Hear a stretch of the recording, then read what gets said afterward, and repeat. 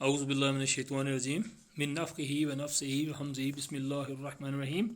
ربی اشرح لی صدری ویسر لی امری واحلل عقدۃ من لسانی یفقہوا قولی ربی یسر ولا تعسر وتمم بالخیر ربی اشرح لی صدری ویسر لی امری واحلل عقدۃ من لسانی یفقہوا قولی الحمدللہ الذی ہدانی لہذا وما کنا لنہتدی لولا ان ہدانا اللہ۔ عمرہ کرنے کا طریقہ۔ سوال ہے عمرہ کرنے کا پورا طریقہ جاننا چاہتا ہوں۔ الحمدللہ اللہ تعالیٰ کے ہاں کوئی عبادت بھی اس وقت تک قبول نہیں ہوتی جب تک اس میں دو شرطیں نہ پائی جائیں، اور دو شرطیں یہ ہیں۔ پہلی شرط اللہ تعالیٰ کے لیے اخلاص، وہ اس طرح کہ اس عبادت سے اللہ تعالیٰ کی رضا اور خوشنودی اور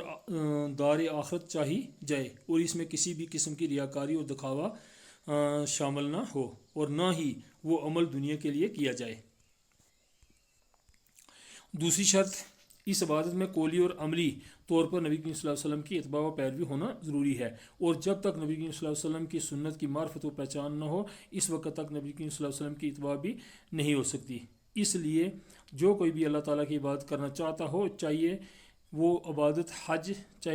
حج یا عمرہ یا کوئی اور عبادت ہو، اسے چاہیے کہ وہ اس میں نبی کریم صلی اللہ علیہ وسلم کا طریقہ سیکھے، تاکہ اس کا وہ عمل سنت نبی کریم صلی اللہ علیہ وسلم کے موافق ہو۔ ذیل کے سطور میں ہم سنت نبویہ میں وارد عمرہ کا طریقہ درج کرتے ہیں۔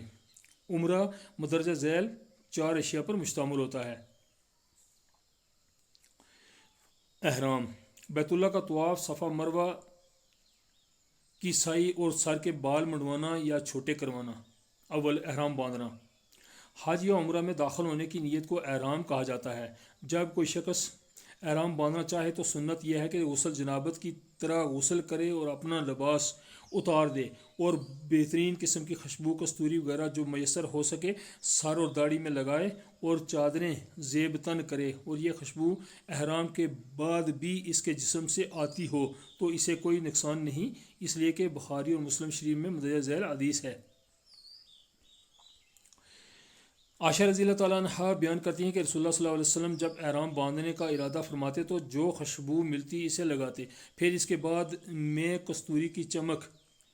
نبی کریم صلی اللہ علیہ وسلم کے سر اور داڑھی میں دیکھتی۔ صحیح بخاری حدیث نمبر 271، صحیح مسلم حدیث نمبر 1190۔ حدیث میں الوبیز کے معنی چمک ہیں، اور احرام کے وقت عورتوں اور مردوں کے لیے غسل کرنا سنت ہے، حتیٰ کہ حائضہ اور نفاس والی عورتوں کے لیے بھی غسل کرنا سنت ہے، اور اس لیے کہ رسول اللہ صلی اللہ علیہ وسلم نے اسماء بنت امیس نفاس کو حالت میں ہی احرام کے وقت غسل کرنے اور لنگوٹ باندھ کر احرام باندھنے کا حکم دیا تھا۔ دیکھیں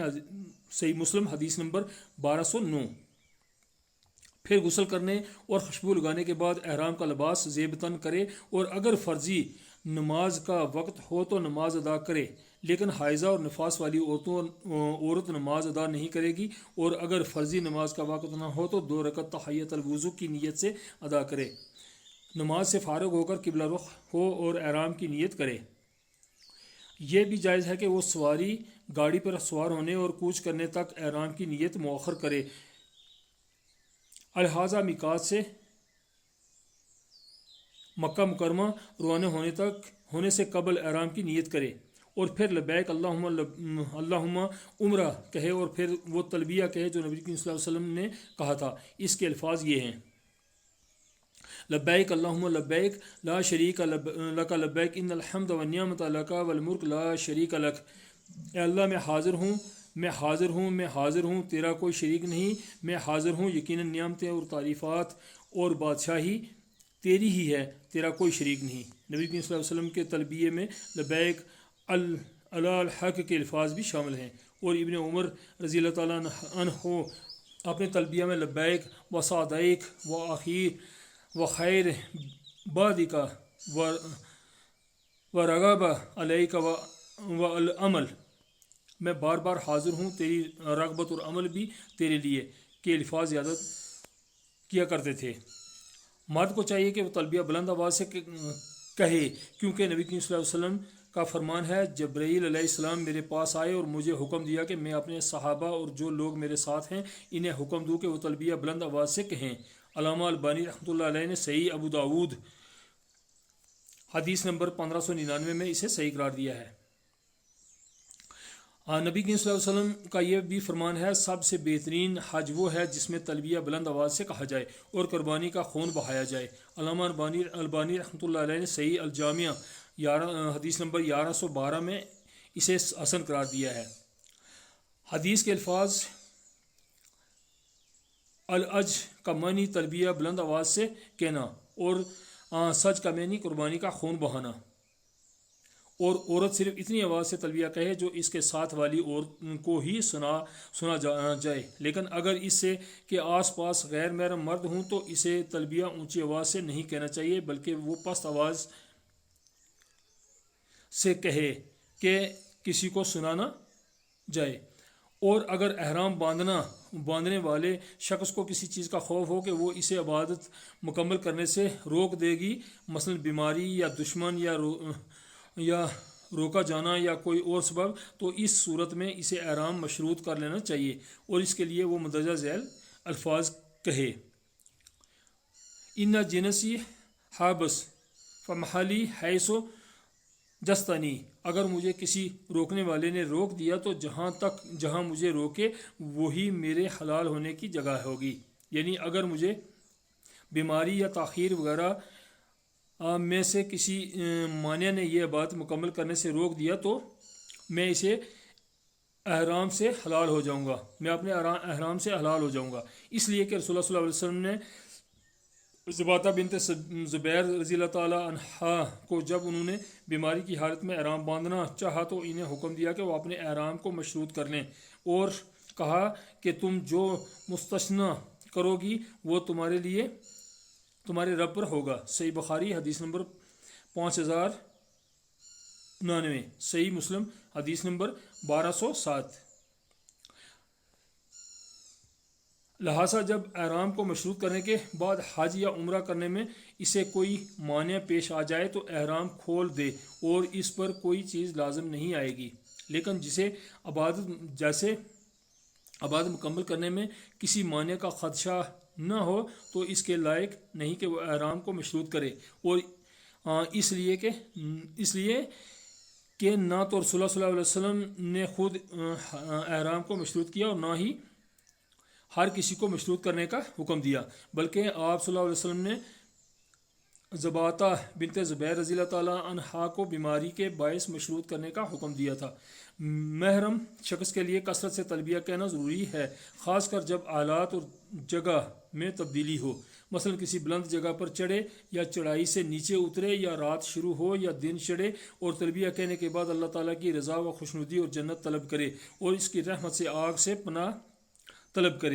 کرتا رہے۔ دوران عمرہ احرام سے لے کر طواف کی ابتدا کرنے تک تلبیہ کہنا مشروع ہے، لہذا جب طواف کی ابتدا کرے تو تلبیہ کہنا ختم کر دے۔ مکہ مکرمہ میں داخل ہونے کے لیے غسل کرنا،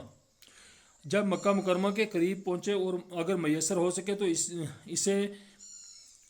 میں داخل ہونے کے لیے غسل کرنا چاہیے، کیونکہ رسول اللہ صلی اللہ علیہ وسلم نے مکہ میں داخل ہونے کے لیے غسل فرمایا تھا۔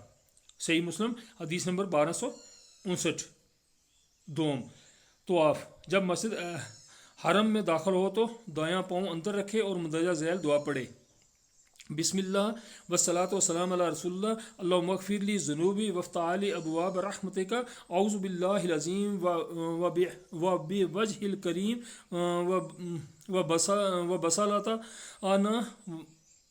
القدیم من الشیطان الرجیم۔ اللہ تعالیٰ کے نام سے اور اللہ تعالیٰ کے رسول صلی اللہ علیہ وسلم پر درود ہو۔ اے اللہ میرے گناہ بخش دے اور میرے لیے اپنی رحمت کے دروازے کھول دے۔ میں عظیم اللہ اور اس کے عزت والے چہرے اور اس کی قدیم بادشاہی کے ساتھ شیطان مردود سے پناہ مانگتا ہوں۔ پھر حجر اسود کی جانب جائے اور دائیں ہاتھ سے اس کا استلام کرے اور اس کا بوسہ لے، اور اگر بوسہ لینا مشکل ہو تو اپنے ہاتھ سے حجر اسود کو چھو کر ہاتھ کا بوسہ لے لے۔ حجر اسود کو ہاتھ سے چھونے کا نام استلام ہے، اور اگر استلام کرنا بھی ممکن نہ ہو تو حجر اسود کی جانب رخ کر کے اس کی جانب اشارہ کر کے تکبیر کہے اور ہاتھ کو نہ چومے۔ حجر اسود کا استلام کرنے میں بہت فضیلت ہے، کیونکہ نبی رسول اللہ صلی اللہ علیہ وسلم کا فرمان ہے، اللہ تعالیٰ روز قیامت حجر اسود کو لائے گا تو اس کی 2 آنکھیں ہوں گی، ان سے دیکھے گا، اور زبان ہوگی جس سے بات کرے گا، اور جس نے بھی اس کا حقیقی استلام کیا ہوگا اس کی گواہی دے گا۔ علامہ البانی رحمۃ اللہ علیہ نے صحیح الترغیب و تحریب حدیث نمبر 1144 میں اسے صحیح قرار دیا ہے۔ اور افضل یہ ہے کہ وہ داکم پیل نہ کرے اور باقی لوگوں کو تکلیف و اذیت نہ دے، کیونکہ حدیث میں ہے رسول اللہ صلی اللہ علیہ وسلم نے عمر رضی اللہ تعالیٰ عنہ کو فرمایا تھا، اے عمر تو قوی و طاقتور شخص ہے، حجر اسود پر بھیڑ نہ کر، کیونکہ کمزور و ناتواں کو تکلیف دے گا، اگر فرصت پاؤ تو اس کا استلام کر لو، وگرنہ اس کی جانب رخ کر کے تکبیر کہہ لو۔ مسند احمد حدیث نمبر 191۔ علامہ البانی رحمۃ اللہ علیہ نے مناسک الحج والعمرہ 21 میں اسے قوی کہا ہے۔ پھر دائیں جانب چلے اور بیت اللہ کو اپنی بائیں جانب رکھے، اور جب رکن یمانی یہ حجر کی بعد تیسرا کونا ہے کا استلام کرے، رکن یمانی کا نہ تو بوسہ لے اور نہ ہی وہاں تکبیر کہے اور نہ اشارہ کرے، اور اگر اس کا استلام بھی نہ کر سکے یعنی اسے ہاتھ نہ لگا سکے تو وہاں سے آگے چل دے اور اس پر رش نہ کرے۔ رکن یمانی اور حجر اسود کے درمیان مندرجہ ذیل دعا پڑھے، ربنا آتنا فی الدنیا حسنۃ وفی الآخرۃ حسنۃ وقنا عذاب النار۔ اے ہمارے رب، ہمیں دنیا میں بھی نیکی عطا فرما اور آخرت میں بھی بلائی عطا فرما، ہمیں آگ کے عذاب سے نجات عطا فرما۔ سنن ابو داود علامہ البانی رحمۃ اللہ نے صحیح ابو داود حدیث نمبر 1666 میں اسے آسن قرار دیا ہے۔ جب بھی حجر اسود کے پاس سے گزرے تو اس کے سامنے آ کر تکبیر کہے، اور باقی طواف میں اسے جو دعا پسند ہو وہ کرے، یا اللہ کا ذکر کرے، اور یا پھر قرآن مجید کی تلاوت کرے، کیونکہ طواف اللہ تعالیٰ کے ذکر کے لیے بنایا گیا ہے، اور مرد کے لیے اس طواف میں 2 چیزیں کرنا ضروری ہیں۔ اول ان میں سے ایک تو اجتباء ہے، یہ طواف کی ابتدا سے لے کر اس کے اختتام تک ہوگا۔ اجتباء یہ ہے کہ مرد اپنا دایاں کندھا ننگا رکھے اور اس طرح کہ چادر کا درمیانہ حصہ اپنے بایاں کندھے کے نیچے رکھے،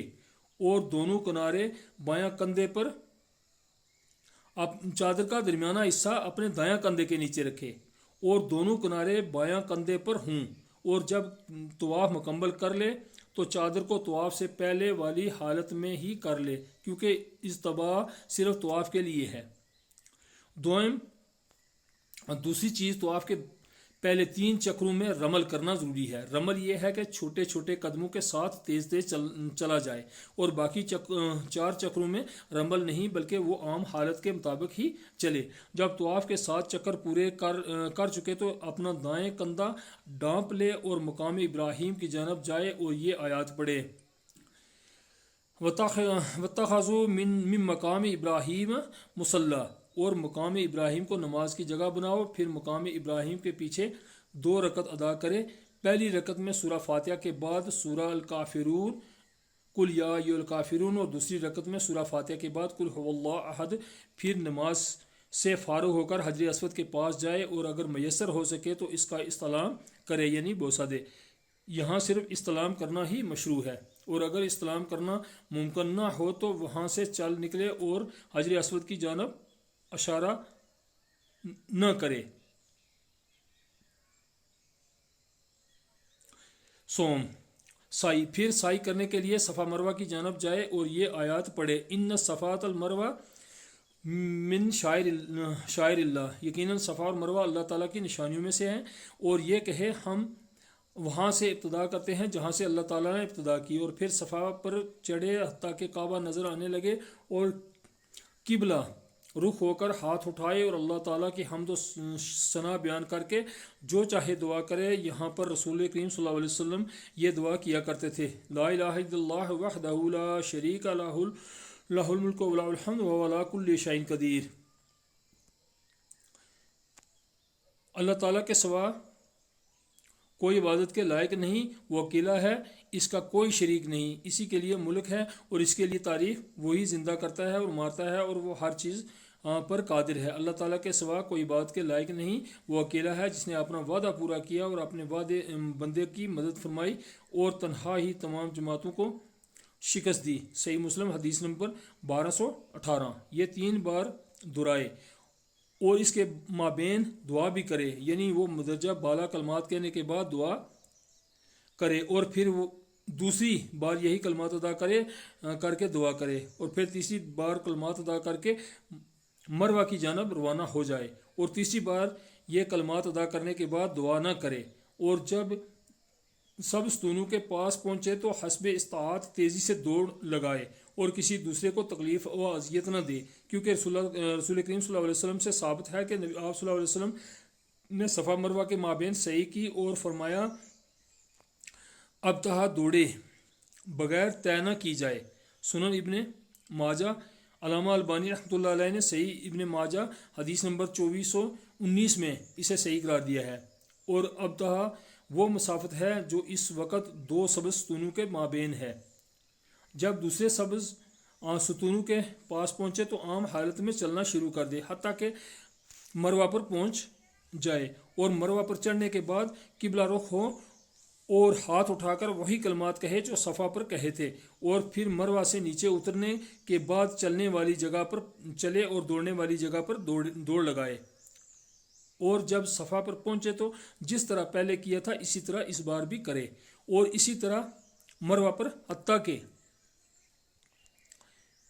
7 چکر مکمل کرے۔ اس کا صفا سے مروہ جانا 1 چکر اور مروہ سے صفا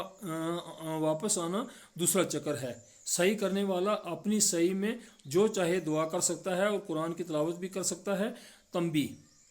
فرمان باری تعالیٰ ہے ان صفا المروہ من شعائر اللہ، یقین صفا اور مروہ اللہ تعالیٰ کی نشانیوں میں سے ہیں۔ یہ آیت سعی کرنے والا صرف اس وقت پڑھے گا جب وہ سعی کے لیے